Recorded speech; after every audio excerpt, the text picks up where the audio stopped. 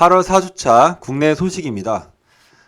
제가 이제 거래하는 서점에 가보니까 그 책 코너를 가봤는데 대부분이 이제 돈에 관련된 책, 부동산, 아니면 뭐 주식, 증권, 뭐 이런 내용이 좀 많더라고요. 그리고 뭐 특히 또 성공학 관련된 책. 근데 그런 책이 좀 많아지면요, 사회가 좋은 분위기가 아니에요. 왜냐면 이제 성공학 책이 많거나 부동산 책이 많다라는 거는 그쪽에서 돈 번 사람이 없기 때문에 그러한 책이 많은 겁니다. 그래서 그러한 성공학 관련된 책, 부동산, 주식, 뭐 투기, 경매 이런 책이 많다라는 거는 이미 사회가 약간 투기성 그리고 좀 사기성인 다단계 회사들이 좀 판을 치는 구조가 돼 있거든요. 그래서 이제 그런 책들은 좀 멀리 하실 필요가 있고요. 저는 오히려 가장 좋은 성공학 책은 역사책이라고 보고 있습니다. 그래서 그런 한탕주의, 뭔가 이론을 이용해서 성공할 수 있고 뭐 생각만, 좋은 생각만 해서 성공할 수 있는 그런 건 없다고 봐요. 그래서 우연히 책을 읽다가 기억나는 문구가 있는데요. 기대는 적게, 노력은 많이, 이런 문구가 생각이 납니다. 그래서 우리는 노력은 적게, 기대는 많이 하려고 하니까 그런 책에 현혹되는 것 같습니다. 그래서 삶을 기대는 적게, 노력은 많이. 그래서 9월 달은 이렇게 한번 생활하는 것도 나쁘지 않다고 봅니다. 저도 기대는 적게 하고 있어요. 삶에 대해서. 노력을 많이 해야죠. 요즘에 난중일기를 읽고 있지만 거기 책 내용 중에 주역 개사 전하에 나오는 책 내용이 있더라고요. 이게 뭐냐면 군자는 평안할지라도 위기가 닥칠 수 있음을 잊지 않고 유지될지라도 망할 수 있음을 잊지 않는다. 다스릴 수 있어도 어지러울 수 있음을 잊지 않는다. 이런 이유로 몸이 평안해지고 국가를 지킬 수 있는 것이다. 즉 편안할 때 위기를 늘 대비해야 된다. 이런 뜻이죠. 근데 우리는 항상 막연히 무언가 되겠지, 뭐 언젠간 되겠지, 뭐 할 수 있어. 이렇게 그리고 막연한 긍정적으로 갖고 살거든요. 뭐 그것도 나쁘진 않은데 그래도 한편으로는 늘 위기가 닥침이 있을 수 있다라고 생각하고 거기에 대해서 준비하면서 살아야 되지 않을까 생각됩니다. 그래서 이번에 막연한 심리를 가지고 부동산 상승한다, 내 아파트값 올라간다, 내 코인 올라간다, 내 주식 올라간다, 이렇게 막연하게 긍정적인 초긍정적인 생각을 가지고 투자한 분들은 정말 위태롭게 돼 있습니다. 이번에 위기에 빠질 거라 봅니다. 그래서 항상 잘 나갈 때 최악의 상황을 늘 대비해야 하는 거죠. 금융위원회에서 가계부채 정책을 담당하는 인사 라인업이 모두 가계부채를 담당했던 인사들로 구성될 전망입니다. 고승범 금융위원장 후보자를 비롯해 부위원장, 사무처장 등은 모두 가계부채를 핵심 업무로 하는 금융정책 국과장을 역임했고요. 당시 가계부채 저승사자로 이름을 날렸습니다. 그러니까 이게 뭔 얘기냐면 이분들 아직 취임도 안 했거든요. 취임도 안 했는데 알아서 은행이 기는 거예요, 지금. 이분들 취임하는 순간 제가 보기에는 백도 없을 것 같습니다. 그대로 그냥 다 부채 정리할 것 같은데요. 이때 정리하지 않으면은 다 죽을 나라가 망하겠죠. 그래서 이번에 정리할 건 정리할 것 같습니다. 관료주의 인사처럼요. 농협중앙회 산하 상호금융사인 전국 지역 농협이요, 비조합원에 대한 신규 대출을 중단할 전망입니다. 저축은행도 은행처럼 신규 대출 한도를 대출자의 연소득 이내로 제한을 합니다. 지난주 은행권에 이어 제2금융권까지 대출 중단에 이제 속속 동참하면서 금융 소비자들이 대출을 받기가 이제 더욱 어려워질 전망입니다. 참고로 금융위원장 이분이 취임도 안 한 상태예요. 그러니까 알아서 기는 거죠, 은행들이요. 한국은행이 26일 기준금리를 인상하자 이에 발맞춰 시중은행들이 예적금 금리 인상에 나섰습니다. 예적금 금리 인상은 장기적으로 대출 금리 인상으로 이어질 전망이고요. 한편 가계부채를 줄이라는 금융당국의 경고에 5대 시중은행이 이제 모두 신용대출 한도를 연봉 이내로 줄였습니다. 앞으로 특판 예금이 많이 나올 거라고 제가 예전부터 얘기했잖아요. 많이 나올 겁니다. 좀 그러다가 예금 높은 거 들어가세요. 한 10월 이후 많이 나올 것 같습니다. 은행권의 주택담보대출 금리가 2년 2개월 만에 최고 수준에 이르렀습니다. 신용대출 금리와 전체 가계대출 금리도 각각 1년 8개월, 1년 9개월 내 최고치로 올라갔고요. 최근 한국은행의 기준금리가 0.25포인트, 전격 인상된 만큼 향후 대출금리가 올라가는 속도가 더 가팔라질 전망입니다. 올해 한 3번 올리고 내년에 2번 더 이제 올릴 거란 것 같습니다. 지난달 예금은행의 전체 가계대출 금리는 연 2.99%로 전월 대비 0.07% 증가했습니다. 주택담보대출 금리는 연 2.81로 한 달 새 0.07로 포인트 상승했고요. 신용대출은 연 3.75%에서 연 3.89%로 0.14포인트 올라 4%에 육박합니다. 앞으로 시장금리 인상 추세는 계속될 가능성이 높습니다. 계속되겠죠.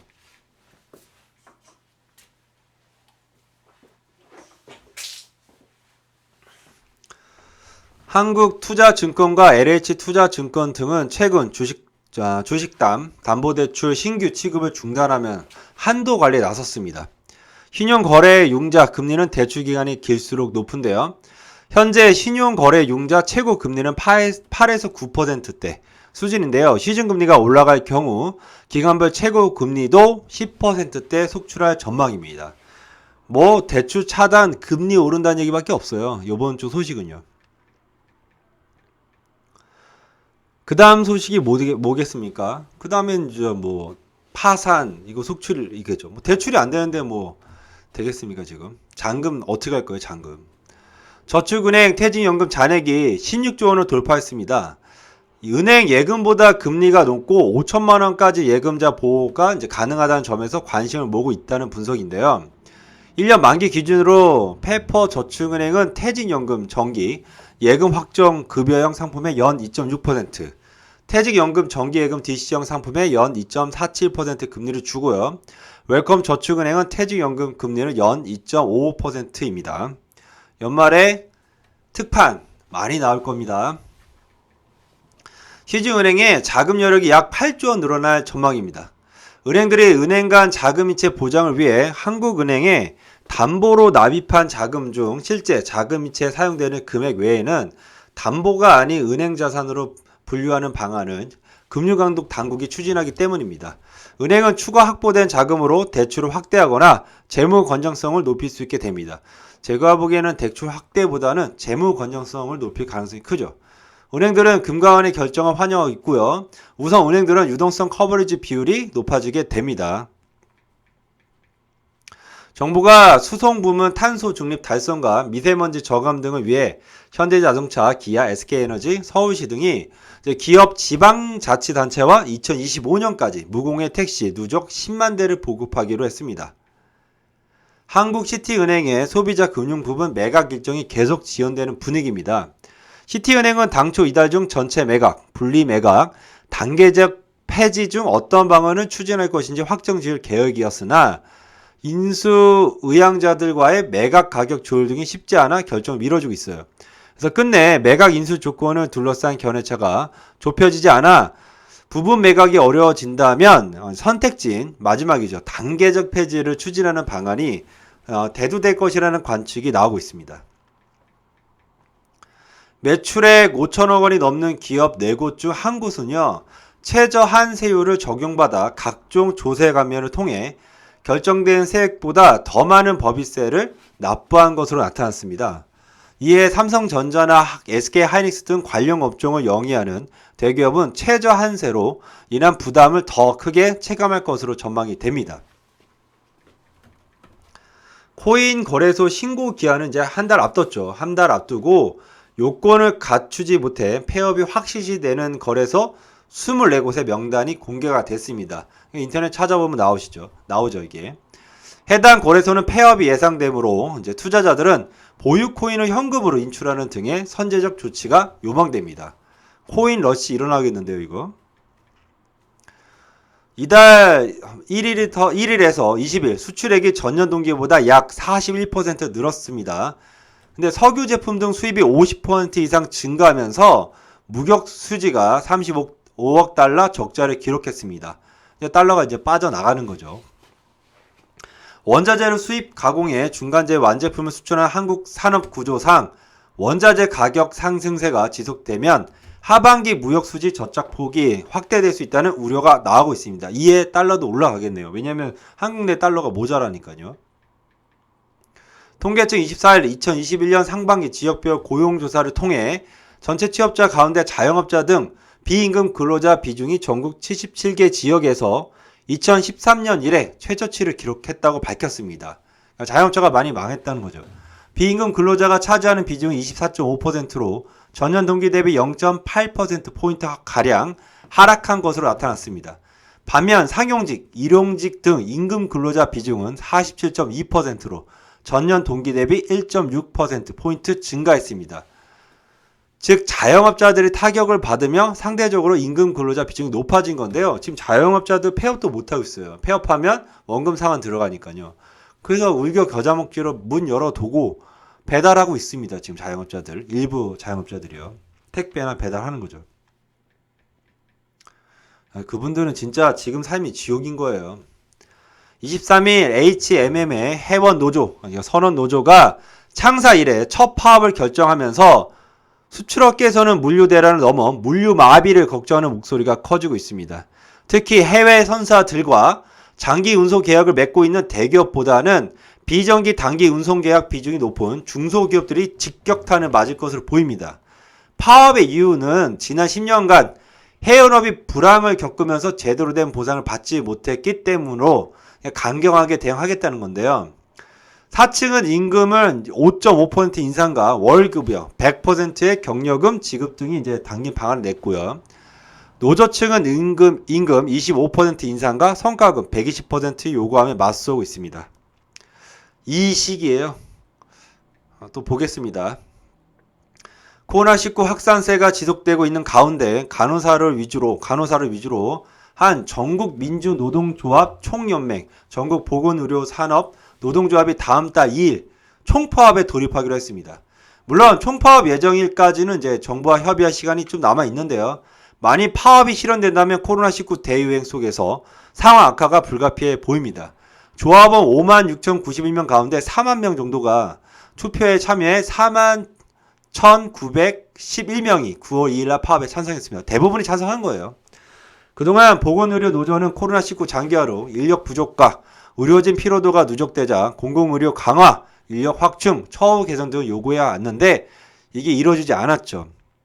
제가 이거 파업은 이해가 됩니다. 왜냐하면 정부가 간호사 때 책임과 그리고 희생을 주고 거기에 대한 어떤 과실은 정부가 다 가져가고 있잖아요. 말도 이게 그럼 불합리하죠. 그리고 우리가 말로만 간호사도 잘한다 말로만 하지만 그게 무슨 도움이 됩니까? 실질적으로 간호사들의 어떤 처우 개선이 이루어져야죠. 말로만 우리 간호사도 열심히 한다 말로만 이렇게 하는 건 의미 없다고 봅니다. 처우 개선, 그 인력 강화 확충해야죠. 희생만 강요하고 책임은 안 지고 뭐 이런 식으로 계획을 하고 정부가 운영을 하면 안 되지 않겠습니까? 조달청이 혈세로 비축한 마스크 중 3천만 장을 구매, 금액의 반값에 올해 방출한 것으로 파악됐습니다. 지난해 마스크 공급 부족 사태 이후 비상시에 대비해 마스크를 비축해 왔는데요. 마스크 유통기한으로 인해 강제적으로 재고를 순환해야 하는 상황이 놓였기 때문입니다. 조달청은 매년 목표 비축량이 1억 5천만 장을 유지하기 위해 비축량 중 상당량을 매입단가와 상관없이 방출할 계획입니다.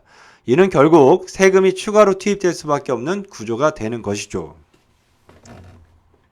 우리나라 잘하는 거 있어요. 세금 막 쓰기. 국내 제조업의 고령화가 빠르게 진행되면서 성장 잠자력에 대한 우려가 커지고 있습니다. 특히 최근 10년간 한국 제조업 인력은요. 주요 제조 강국인 미국에 비해 11배 빠르게 고령화하고 있는 것으로 조사가 됐습니다. 50대 이상 제조업 근로자의 비중이 2010년 15.7에서 2020년 30.1%로 14.4%포인트 증가했습니다. 같은 기간 30대 비중은 35.1에서 27.8%로 가장 크게 줄었고요. 청년층 비중은 21.6에서 15.2%로 감소했습니다.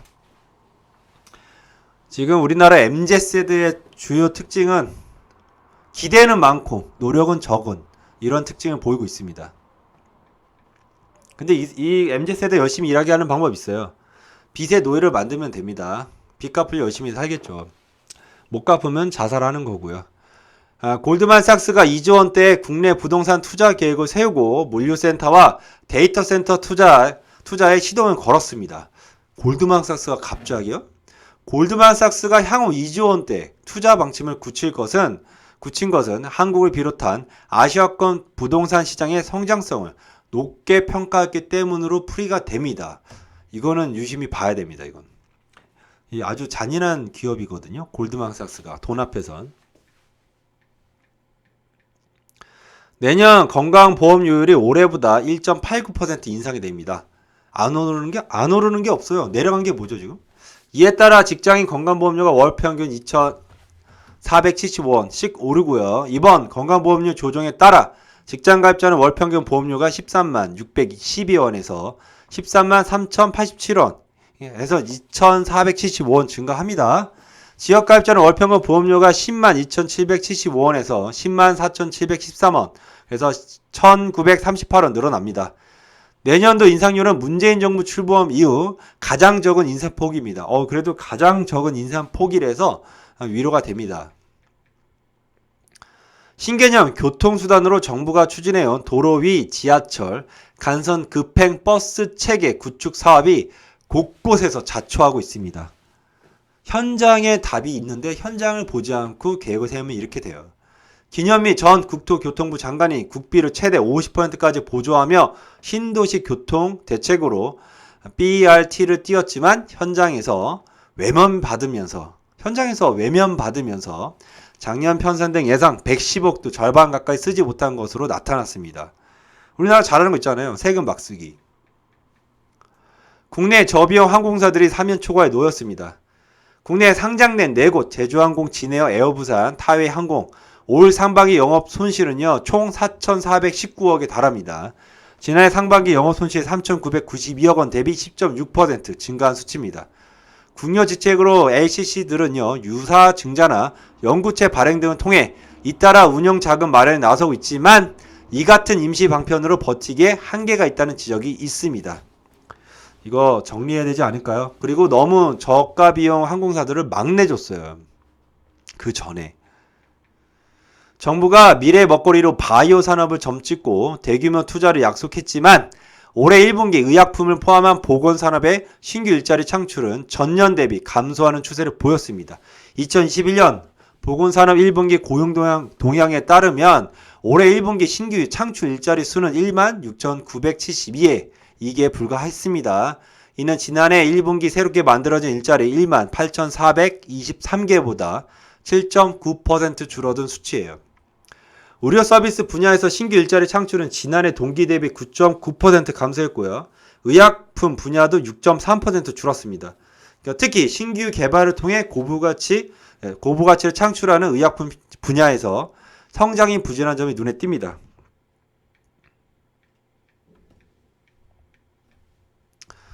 와인 시장이 급격히 커지고 있습니다. 올해 1월부터 8일 와인 수입액이 역대 최대치를 기록한 지난해 연간 와인 수입액을 뛰어넘을 전망입니다. 1월에서 이제 7월 와인 수입액은요 3억 2,500만 달러요. 기록했고요. 불과 7개월 만에 지난 한 해 와인 수입액 3억 3,002만 달러에 육박합니다. 업계에선 와인 수입량 급증 원인으로 와인 이미지 쇄신을 꼽고 있고요. 대형마트를 중심으로 저가 와인이 유통되면서 다양한 가격대의 와인 수요가 골고루 확장된 것으로 보고 있습니다. 근데 저는 와인 맛을 모르겠습니다. 저는 복분자가 더 맛있어요. 와인보다. 문재인 정부가 임기 마지막 해까지 최저임금을 가파르게 올린 보완 조치로 내년에도 최저임금 상승 보완책인 일자리 안정자금을 유지하기로 했습니다. 당초 올해까지만 집행하고 폐지할 방침이었는데요. 최근 내년도 최저임금을 5.1% 올리기로 한 뒤 민심이 싸해지겠죠. 싸해지고 코로나19 재확산으로 소상공인 불만이 커진 데 따른 조치입니다. 근데 이거는 형식적인 것 같아요. 눈 가리고 아웅이죠 뭐. 그러나 관련 예산이 너무 적어 임금 인상 기업에 실질적인 도움이 되지 못할 뿐더러 임금은 임금대로 올린 뒤 세금으로 지원하는 병주고 약주는 임시처방이라는 비판이 나오고 있습니다.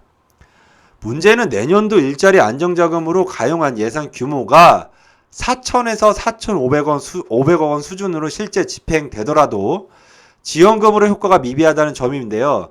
참고로 예산이 한 4천억 원이면요. 직원 1인당 한 달에 1만 원에서 2만 원 지원받는 셈입니다. 그러면서 정부가 이러는 거죠. 야, 우리는 너네 최저임금 올라가서 일자리 안정자금으로 이렇게 지원해 줬어. 이렇게 얘기하는 거죠. 생생 내는 건데 내봤자 1만 원 지원인데요. 강원도 원주시 단계동에 위치한 세경 3차 아파트는요. 420가구 소단지입니다. 그런데 이달 들어서 전체 가구의 10%에 달하는 41건이 매매됐어요.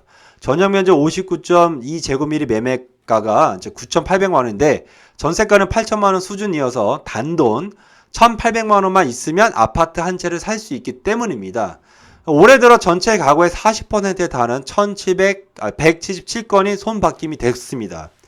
공시가격 1억 원 미만 아파트에 대한 투기 수요가 기승을 부리고 있습니다.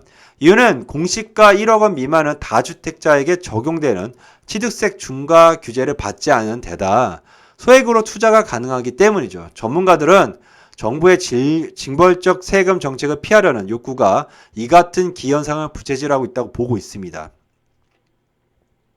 근데 이제 저는요. 갭 투자로 돈을 벌고자 하는 사람은 약간 공짜 정신이 좀 강한 것 같습니다. 자기가 자기 일에서 성실하게 돈 벌고 자기 분야에서 최고가 되려고 해서 돈을 버는 게 맞죠.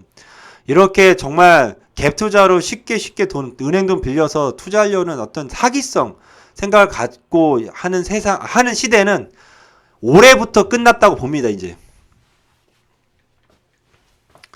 은퇴 후 소득이 없는 유주택 고령자를 위해 주택을 매각하거나 상속 증여할 때까지 종합부동산세 납부를 밀어주는 방안이 백지화됐습니다. 당장 종부세를 낼 돈이 부족해 올해 제도 도입을 기대했던 고령자들은 오락가락하는 정치권 입법 혼선에 또 한 번 분통을 터뜨리고 있습니다. 2019년 기준 종부세 분납을 신청한 개인은 8,252명입니다. 세액은 981억 원으로 전체 결정세액 대비 21.9%에 달합니다. 뭐 이 정도 재산이 있는 분이면 이 정도 돈 한 번에 내야죠. 결국 뭐냐면 이런 지금 재산이 많은 사람들도 세금 낼 돈이 없다란 얘기잖아요. 경매 많이 나오겠네요. 이런 고가 아파트. 정부가 공공택지에 짓는 민영주택 8만 7천 가구를 포함해 총 10만 1천 가구를 포함해 총 2024년까지 사전 청약 방식으로 공급하겠다고 25일 밝혔습니다. 근데 여기서 기존 3개, 3기 신도시 사전 청약 물량 6만 2천 건이죠. 6만 2천 건 가구를 포함할 경우 총 16만 3천 가구에 이르게 되는데요. 그러면 이제 뭐예요? 향후 젊은 세대가 분양받을 아파트 몫을 앞당겨 정부의 집값 급등 책임을 모면하겠다는 발상이어서 비판이 일고 있습니다. 약간 양아치적 생각을 좀 갖고 있는 분들이 많은 것 같아요. 정부 인사들 중에. 서울시 집값과 전세값이 쉼없이 오르면서 서울을 벗어나 경기도와 수도권으로 이전하는 인구가 늘고 있습니다. 올해 들어 순유출이 6만 명을 벌써 넘어섰는데요. 작년과 대비 약 4배 수준입니다. 아마 젊은 사람들은 서울 외곽에 살고 대부분 노인들만 서울 중심에 살지 않을까요? 고령화 도시 서울. 대구의 미분양 아파트가 쌓이고 있습니다. 진짜 지옥도시 됐네요, 대구는. 대구의 강남으로 꼽히는 수성구에서 줍줍으로 불리는 무순위, 청약, 미분양이 나오면서 청약 시장이 얼어붙고 있습니다. 와, 여기 분양해서 지금 미분양 뜨면 이 사람들 잔금 어떡할 거예요? 팔지도 못하고. 부동산은 누구나 들어갈 수 있지만 아무나 나올 수 없습니다. 부동산 업계에서는 대구 분양시장 불황을 공급 과잉과 규제 때문으로 판단합니다. 주택도시보증공사에 따르면 올해 상반기 대구에 1만 699가구 민간 분양이 이루어졌습니다. 같은 기간 서울에 1만 8,009가구 대비 1,008,009가구 대비 그러니까 대구가 5배 정도 분양이 이루어졌어요. 요번 11월 달에 휴가 갈 때 대구를 갈 건데요. 대구는 저의 제2 고향으로 생각하고 있거든요. 수성구 가서 한번 직접 눈으로 확인해 봐야 되겠습니다. 한국부동산원이 연립 다세대 주택 통계 표본을 재설계하자 서울 빌라 평균 가격이 한 달 만에 28% 급등했습니다.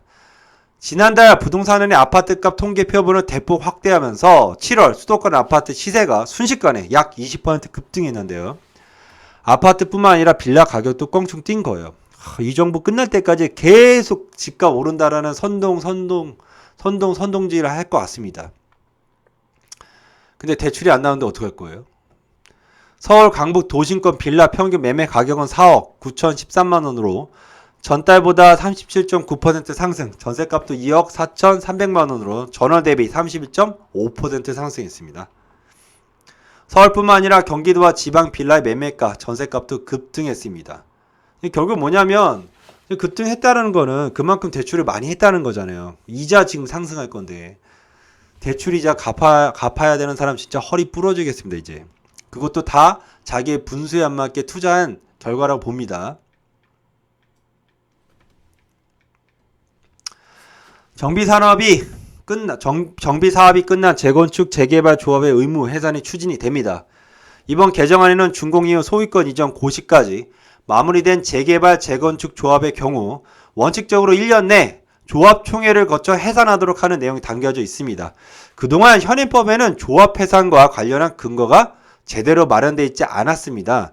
현재 수도권과 5대 광역시에서 준공 후 1년 이상 미해산, 미청산 좀비 조합이라요. 이런 걸. 좀비 조합이 206곳이고요. 서울에만 103곳, 가장 많았습니다.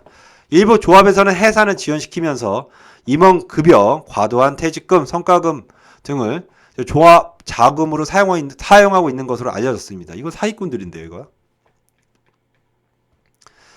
미국이 이달 말 아프가니스탄 완전한 철수 시한을 앞두고 대피작전에 속도를 내고 있지만 시한 내 임무를 완수하기가 어려울 것이라는 전망이 현실화되고 있습니다. 지금 바이든의 놓인 그 과제는 첫 번째 코로나, 두 번째 아프가니스탄, 세 번째 뭐죠? 세 번째는 이제 금리 인상인가요? 테이퍼링? 네 번째가 이제 중국 문제겠네요. 주요 7개국은 미국의 안정적인 대피를 위해 철군 시한을 연장해야 한다는 입장입니다. 그런데 탈레반은 이달 말을 레드라인으로 못 박으며 압박 수위를 높이고 있어 조 바이든 미국 대통령의 고심이 커지고 있습니다. 한편 미국이 한국과 일본의 미군 기지에 아프가니스탄 난민을 임시 수용하는 방안을 더 이상 고려하지 않기로 했다고 로이터 통신이 보도했습니다. 이거 미국이 잘못한 거예요.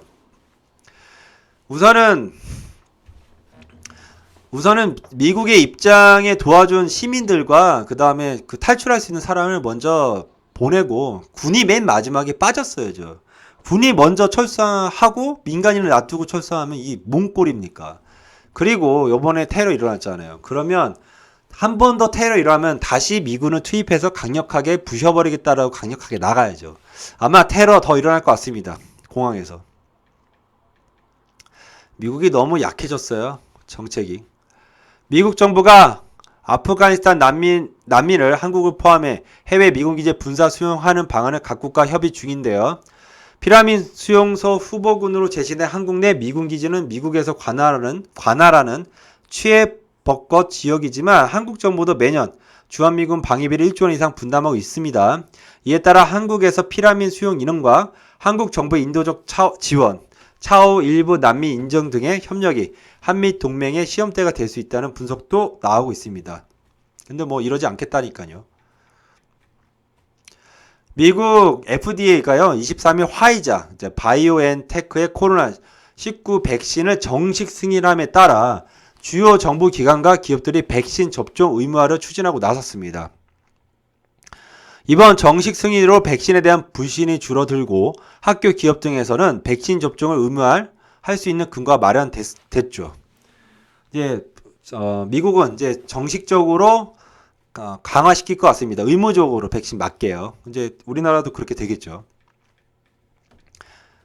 중국이 아랍 국가들과 정보기술, 신에너지, 의료기술 등 분야에서 협력을 강화하기로 하고 천문학적 규모의 투자금을 아랍에 쏟아붓기로 했습니다.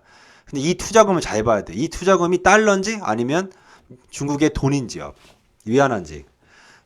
미중 갈등이 격해지는 와중에 아랍 지역에서 1대1로를 강화하겠다는 포석이고요. 아랍에미리트, 사우디아라비아, 이집트, 튀니지 등 각국 고위 관료들은 영상 연설을 통해 중국의 투자를 촉구하기도 했습니다. 미국이 중동을 빠지는 틈을 타서 이제 미국이 중동을 빠지는 틈을 타서 중국이 들어가겠다는 이야기인데 이건 좀 지켜봐야 되겠죠. 코로나19 부스터 샷이 재감염률이나 중증 악화율을 낮춘다는 연구 결과가 이스라엘에서 나왔습니다. 특히 중증 환자 악화나 입원 등을 막는 데 5에서 6배 효과가 높게 나왔는데요. 다만 이게 이제 좀 의심스러워요. 왜냐하면 이스라엘 보건부는 구체적인 전체 연구 결과 자료를 공개하지 않았습니다. 말로만 그런 거고요. 왜 자료를 공개하지 않았죠? 이렇게 연구 결과가 나왔는데. 언론중재법에 대해서 좀 얘기하겠습니다. 물론 기레기 같은 기자들도 많이 있죠. 그리고 언론도 많이 썩었지만 그래도 언론을 통제하는 거는 자유민주주의 제도를 역행한다고 보고 있습니다. 더불어민주당은 민주당이잖아요. 자유를 중요시하는. 근데 그게 아닌 것 같아요. 말은 그렇고 행동은 독재로 가는 것 같습니다. 한국언론중재법은요. 주요 내용을 보면 고의, 중과실에 의한 허위 조작 보도는 최대 5배의 징벌적 손해배상 적용이고요. 손해배상액을 언론사의 전년 매출액과 연계시키고요. 기사 열람 차단 청구권 및 정정 보도 규정입니다. 이건 결국 뭐 언론이 잘못됐다 이런 가정하에 딱 제도가 만들어진 것 같아요. 딱 보면. 미국은 언론인 보호법이 있습니다. 권력으로부터 언론인 취재 활동 및 신변 보호가 됩니다. 뭔 소리 하든. 그래서 트럼프 맨날 기자랑 싸우고 있잖아요. 트위터로도. 그래도 처벌 안 받잖아요. 언론인 위협 행위, 연방범죄 적용 및 뉴스 정보 수집 방해 시 징역형이고요. 즉 한국은 징벌적 손해배상제를 앞세우며 언론의 재갈을 물리려는 한국의 언론중재법 개정안은 기자들에게 위협적 언행을 서슴지 않았던 트럼프 행정부조차 시도한 바 없는 사례인 셈입니다. 이거 세계적으로 개망신입니다. 언론중재법은. 독재로 가는 과정이에요. 올해 2분기 합계 출산율이 0.82명을 기록하며 역대 최저치를 기록했습니다. 상반기 출생아 수도 역대 최저치인 13만 6,917명을 기록했고요. 1년 전보다 4,941명 줄어들었습니다. 상반기 혼인 건수도 9만 6,253건으로 사상 처음 10만 건 아래로 떨어졌습니다.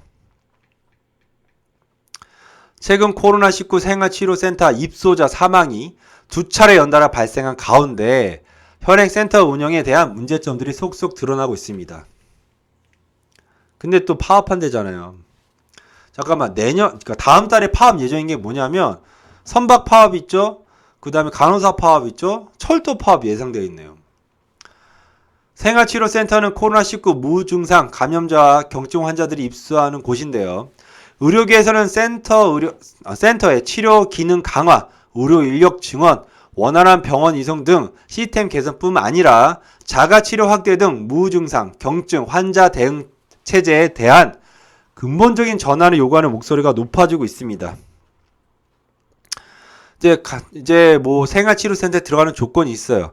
뭐냐면 산소 포화도 94% 미만, 호흡곤란 및 의식저하 등 임상적 증상 악화일 때, 그리고 72시간 이상 37.8도 발열 유지, 명확한 폐렴 증거 확인 및 영상의학적 소견의 경우 입소가 가능한데요. 전원 신청을 해도 관철되지 않는 경우가 다반사입니다. 이게.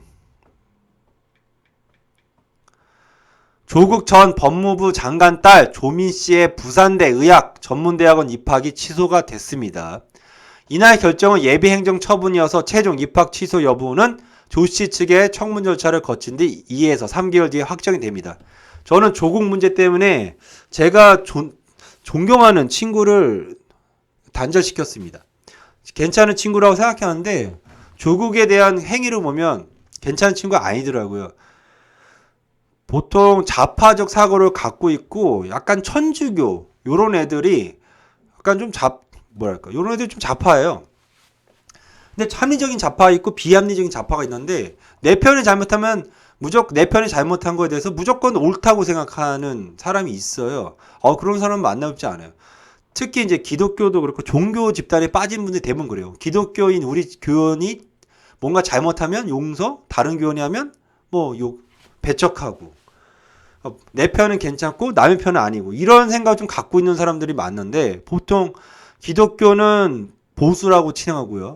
천주교는 또 좌파라고 치고 이렇게 돼 있는 것 같아요. 아무튼 종교의 종교인들이 확진적 편협이 정치에도 들어간 것 같습니다. 내 편 아니면 다 괜찮고 남의 편이면 아니고. 그래서 하여튼 조국 문제를 보고 조국을 찬양하는 그 행위를 보고 제가 존경한다는 친구를 손절했습니다. 국민의힘은 부동산 위법 거래 의혹이 제기된 소속 의원 12명 중 6명에 대해 탈당 요구 및 제명 조치를 전격 결정했습니다. 더불어민주당은요, 부동산 투기 의혹이 제기된 12명 의원에 대해 탈당 조치를 약속했지만 2명을 제외하고 모두 당적을 유지하고 있는 것으로 나타났습니다. 우리나라 정치, 제가 얘기해주면 정치 얘기는 웬만하면 안 하고 싶은데, 국민의힘은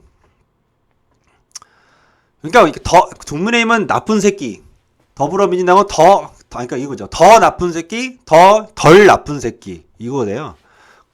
나쁜 새끼는 똑같은 것 같습니다. 국민이 똑똑해야 돼요. 국민들이 아닌 건 아니라고 얘기할 줄 알아야 됩니다. 국민들이 아닌 건 아니라고 얘기해야 되는데 우리 편이면 괜찮아 이렇게 생각하니까 정치인들이 저렇게 행동하는 거예요. 막 행동하는 거죠. 뭐 어떻게든 다 지지할 거니까. 현 중학교 2학년 학생들이 고등학교에 입학하는 2023학년도부터 일반고에도 고교 학점제가 단계적으로 적용이 됩니다. 졸업 기준을 충족하기 위해 수업량을 192학점으로 12학점 줄어들고요. 국어, 수학, 영어 과목에서 학업 성취도가 낮은 학생은 보충 수업을 듣게 됩니다. 단 내신 평가 방식과 대입 제도는 현 체제를 유지하다가 기존 계획대로 2025학년도 지금 6학년이에요. 고교 입학생부터 달라집니다. 이게 뭔 얘기냐면요.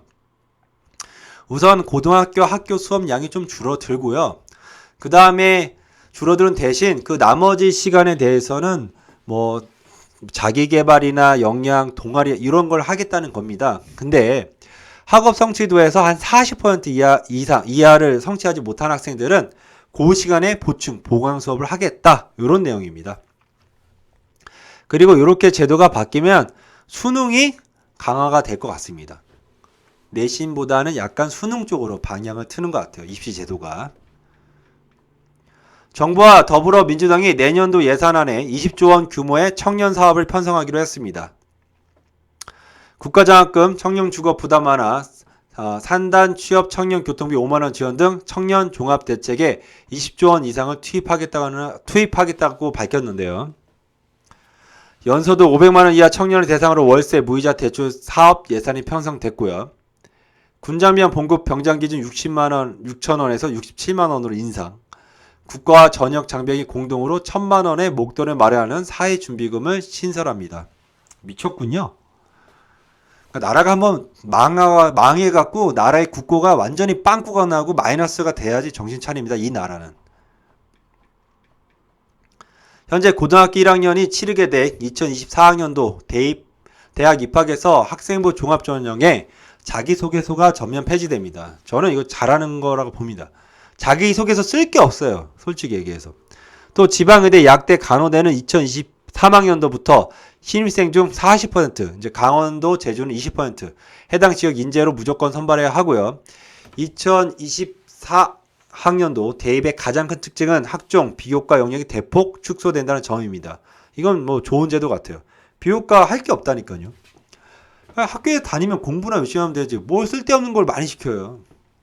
그리고 가짜로 만들어서 쓰게끔 하고.